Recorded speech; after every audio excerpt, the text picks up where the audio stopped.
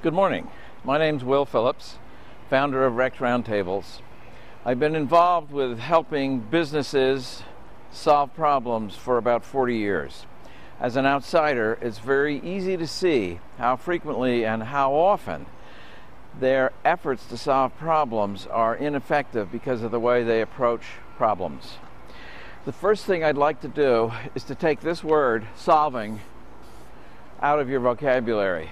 I think I learned that word the first time in second or third grade when the teacher said we had to solve a math problem. And we learned how to solve a math problem, and there was a right answer and a wrong answer.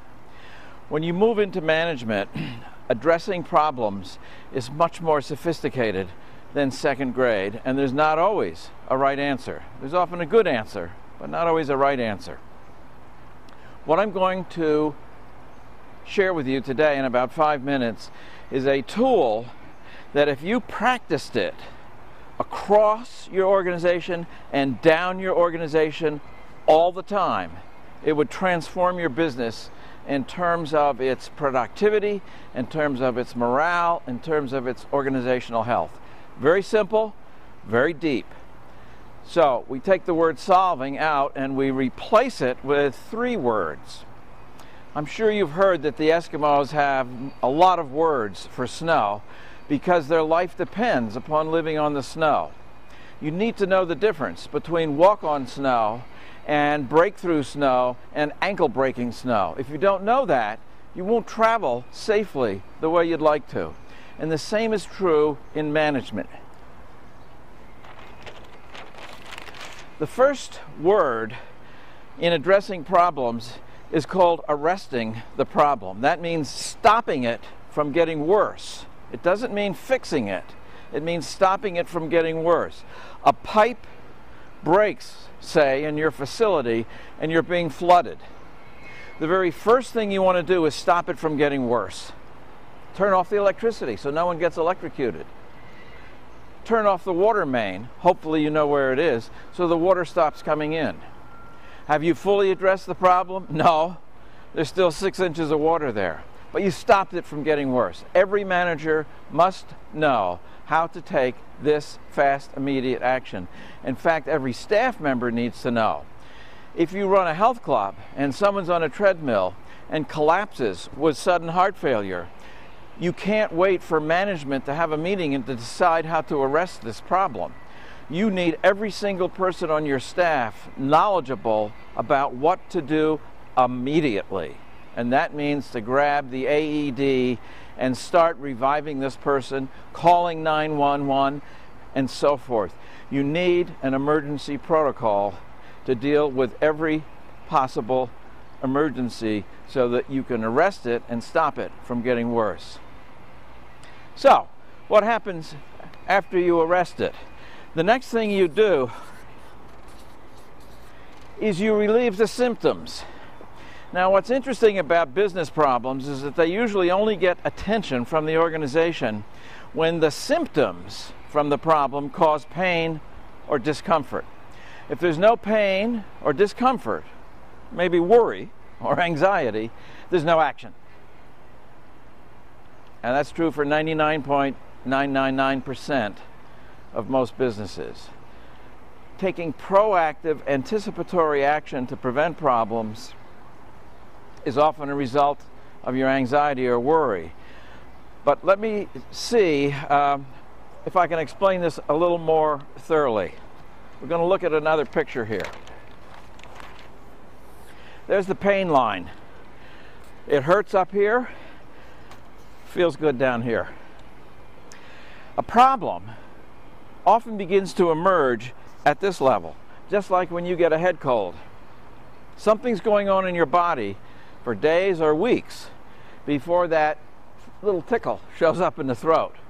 Even so, there's a little tickle down here, and the very first thing that you do when you get the little tickle is say, nah, I couldn't be getting a cold. I just have a sore throat. And essentially, when problems are down here, even if we notice them, the normal reaction is denial. I don't have time for that. I'm too busy. The problem, of course, migrates in this direction and goes above the pain line. When pain surfaces, we start to do something about the problem. And I suspect that some of you, like me, may let the cold go quite a while before we do anything. Finally, when we have deep congestion in our lungs and can hardly breathe, we may go seek medical help somewhere up here. And the doctor says, "Why didn't you come in sooner? We could have gotten it." And you said, "It wasn't bad enough. There was not enough pain." Many of you have problems in your organization. Staff who are not performing, equipment or systems that are not functioning the way they should be, and it doesn't hurt enough yet. So basically, the pain threshold determines what you pay attention to. Up here, we give a lot of attention to a problem. We arrest it, and then we try to relieve the problem, which essentially means that you're trying to relieve the symptoms, the pain of the problem. And so we work on reducing this until we get it back down to here. The pain is gone. Addressing the problem stops. Classic example in almost every organization. We have a very poor performing person who has qualities and contributions and talents over here, but really has very negative impacts on lots of the people. It's almost like they're a carrier. Wherever they go, they infect people with negative attitudes and anger and frustration and upset. But over here, they're fantastic. So we end up living with that. It's not hurting bad enough. At some point, something may happen, and all of our backed up frustration with this person for sometimes years explodes. Fired! You're out of here. And what happens is the pain drops right down to here. There are even articles in the Wall Street Journal of people writing in saying, "You can't believe how good it is now that he's gone. Thank you. Thank you." And you feel wonderful as a manager. Have you gotten rid of the problem? No. Because now we come to the last or third step in addressing any problem in a business. And that is, we resolve it. And what this is talking about is resolving root causes. Up here, we're relieving the symptoms, taking away the pain. Down here, we're getting rid of the underlying issues which have led to this. That means moving down here at the root causes. It means working on the problem when there's no pain. This is why it's hard for a lot of people to exercise. If I've had a heart attack and I'm in recovery, and my physician says I should lose weight and exercise, which is probably true, I'm highly motivated because I remember the pain.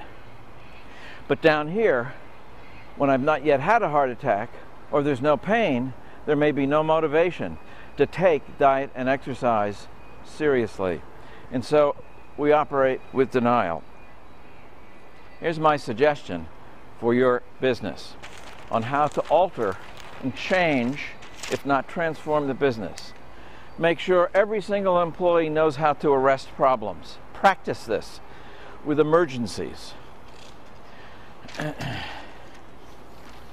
Create a list of these, put them on your whiteboard or on flip charts in your management room so you know they're there. So they're kind of going blink, blink, blink until you address these.